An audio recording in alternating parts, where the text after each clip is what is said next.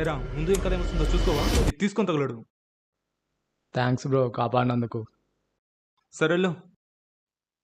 పడు జీవితము యవ్వనం మూడు నాల ముచ్చట. ల్యాప్టాప్లో డబ్బులున్నాయేంటి?